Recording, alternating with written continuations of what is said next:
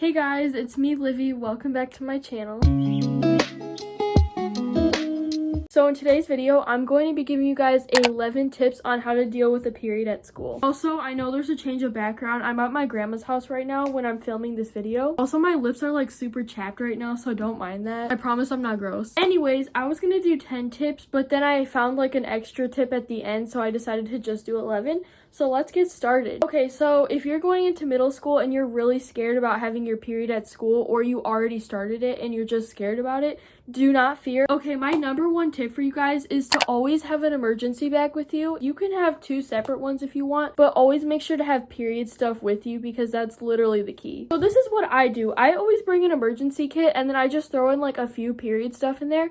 But if you're a person that wants to have like a separate bag for your period stuff, I would suggest packing a pad, a tampon if you're comfortable with them, and then also a change of clothes. I'll get into the clothing part soon, but just make sure you have an emergency bag that has the stuff you need, or else you're literally not going to be able to deal with it at school. Adding on to that tip, but always make sure that you have like at least several pads with you. For me, I usually like, if it's that time of the month and I'm at school, obviously, I'll bring like maybe 5 pads in my bag. Also, if you're a person that doesn't feel like changing your pads like every single period at school, I would wear an overnight pad because overnight pads cover a lot of your blood and they're just like meant for heavy flows. Even if you don't have a heavy flow, it's still going to be super useful because you don't need to keep changing your pad every single hour. It depends on what kind of person you are, but either of those could help you. So if you want to bring 5 pads to school, do it, go for it. But if you're a little nervous about that, or you just don't feel like doing it constantly, then I would do an overnight pad if I were you. But there are 2 options. Okay, this one is just going to be like a kind of like reassuring tip and just a reminder.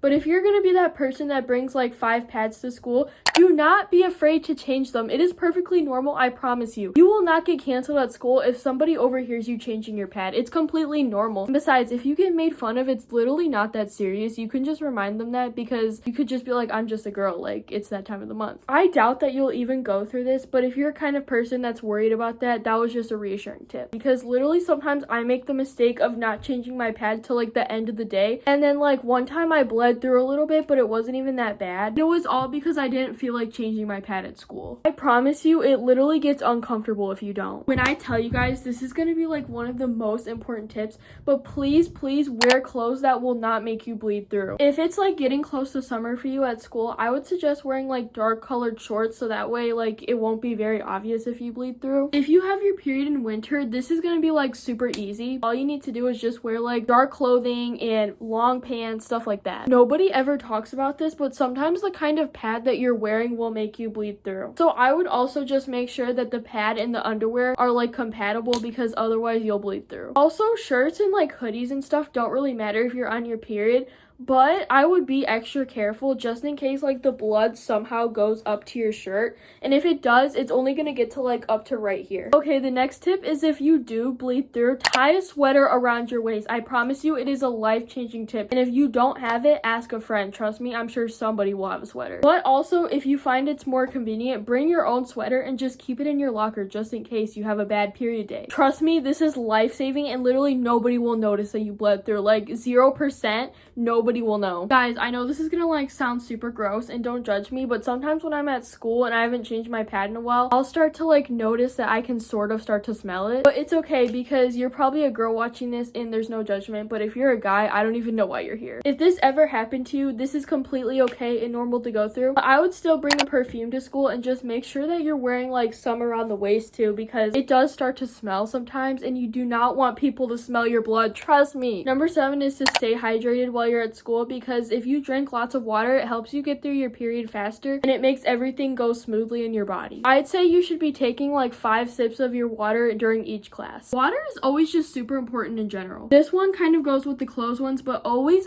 bring extra underwear and pants or shorts. I would suggest like keeping it hidden somewhere in your locker or in your emergency bag if you have room. Also, if your school has like extra clothes or spare clothes for you in the nurse's office, if this ever happens to you, I wouldn't worry too much about it, but just just in case like you don't like the clothes that they provide for you. I'm pretty sure that my school doesn't do this, so this is why I always bring extra clothes. Also, I'm just gonna tell you guys that I don't think stain remover will work for period blood. This one is more for like my girlies who have very, very, very bad cramp problems like me. But always bring pills with you, unless if there's like side effects, of course, but most of the time it's fine. Pain reliever pills usually do not give you side effects, but if they do, then you should probably go home. Every single month, I literally rely on these pills to help me. I would suggest bringing them to school, or if you want, you could just take them before school, but honestly, the effect might not last as long depending on like what kind of medicine it is. If it's like a long-term kind of thing, then yeah, I would definitely suggest taking it before school, but I usually take mine before school sometimes. Also, I'm not like trying to convince you guys that it 100% works, but I'm just saying like if you want a little bit of relief, then this will do the trick. Okay, so I know I'm already gonna get a lot of comments asking me like how to ask a teacher to like